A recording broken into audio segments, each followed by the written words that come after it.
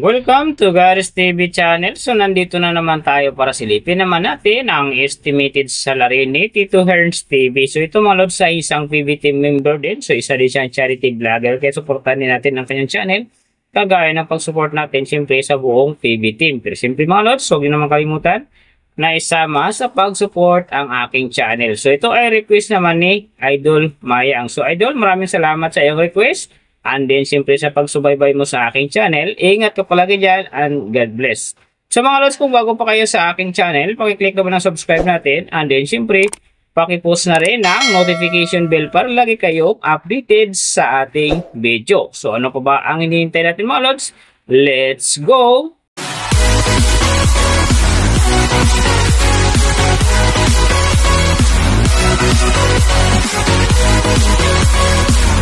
So mga lods, si Tito Herns TV sa ngayon ay mayroon ng upload videos na 858 and then mayroon na rin siyang subscriber na 212,000. So may video views naman siya ngayon na 52,414,613. And then yung kanyang country naka-blank pa, pero alam naman natin mga lods na isa din itong Pilipino. So yung channel type naman niya is people. And then yung account niya ginawa ito nung March 13, 2021. So doon naman sa kanyang total grade, nakakuha siya ng letter B. And then sa kanyang social grade rank naman nasa 256,280. So doon naman sa kanyang subscriber rank nasa 2,168. And then sa kanyang video views rank naman nasa 320,693. So doon naman sa kanyang country rank, same pa rin mga lods, naka-blank. And then sa kanyang people rank naman nasa 1,688. So nakita na natin yung kanyang ranking. Silipin naman natin yung kanyang last 30 days na subscriber. So nakakuha siya dito mga lods ng 3 key. Ang kinaganda lang dito, umangat ito ng 0.0%. So ibig sabihin nun, kung i-compare natin sa nakaraan niyang buwan, halos parehas lang ang pasok ng kanyang subscriber. Hindi ito umakyat ng malaki, hindi naman ito bumaba. So doon naman sa kanyang views mga lods in the last 30 days, nakakuha siya ng 1.631 M views. So ito ang maganda kasi ang kanyang percentage ay umangat ng 8.1%. So ibig sabihin, mas maganda ang pasok ng kanyang views sa ngayon kung i-compare natin sa nakaraan niyang buwan. So nakita na natin yung kanyang ranking, last 30 days subscriber, and then yung kanyang views. Silipin naman natin yung kanyang daily summary from subscriber, views, and then yung kanyang earning. So sa kanyang subscriber mga lods, may 2 araw akong nakita rito na umangat ng tig 1 key. Simula noong November 22, nakakuha siya ng 1 key.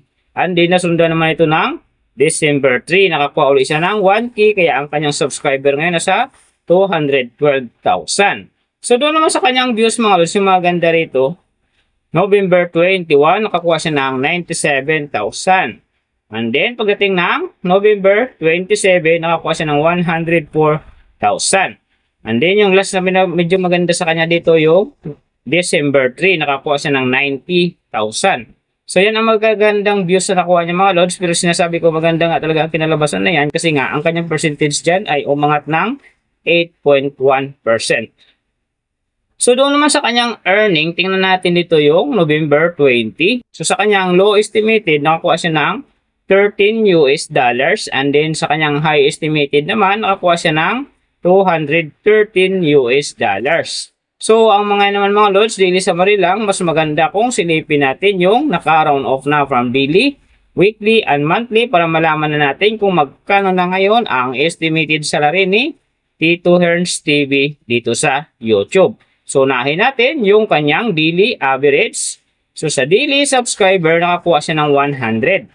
And then, sa kanyang views naman, nakakuha siya ng 54,376. So, doon naman sa kanyang daily, low estimated ng kanyang earning, nakakuha siya ng $14 US. So, times natin sa 58, mayroon siyang 812. And then, sa kanyang daily high estimated naman ng kanyang earning, nakakuha siya ng $218 US. So, times natin sa 58, mayroon siyang 12,644. So yan mga lods, ang kanyang daily average. So pupunta naman tayo sa kanyang weekly average. So sa weekly subscriber, nakakuha siya ng 700.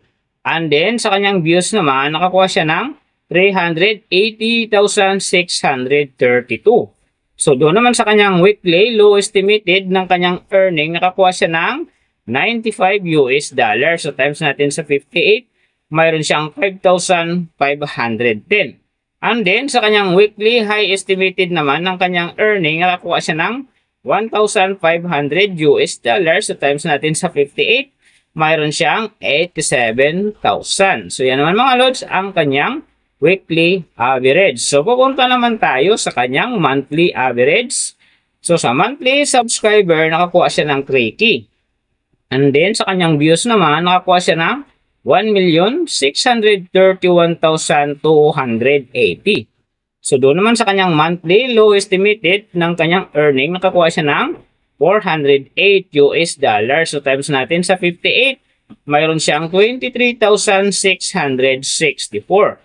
And then sa kanyang monthly high estimated naman ng kanyang earning, nakakuha siya ng $6,500.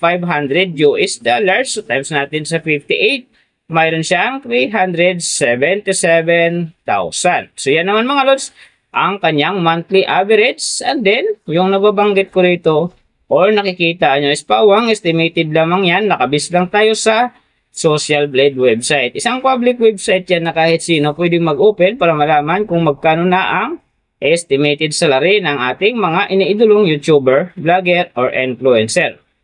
And then mga lods, dahil ko sinasabi, palaging natutupad dyan yung low estimated kasi nga hindi talaga natin kayang i-demand sa ating mga viewers na huwag mag-skip ng ads. Pero pwede pa rin naman yan maging times 2, times 3, or maging times 4 pa yan kapag ang isang vlogger nakapag-viral ng kanyang video. Pero siyempre mga lods, kung supporter ka ni Tito Herns TV, huwag ka nang mag-skip ng ads dahil big help yan sa kanyang channel. And then siyempre, sa mga kababayan natin na kanya rin tinutulungan dahil siya ay isa ring charity vlogger. Pero siyempre mga lods, huwag nyo naman kalimutan na huwag na rin skip ang aking ads dahil big help niya sa aking channel and then siyempre sa aking mga personal na hadikain. So mga lods, kung nagustuhan nyo ang video na to, pakiclick naman ang subscribe natin and then siyempre pakipost na rin ng notification bell para lagi kayo updated sa ating video.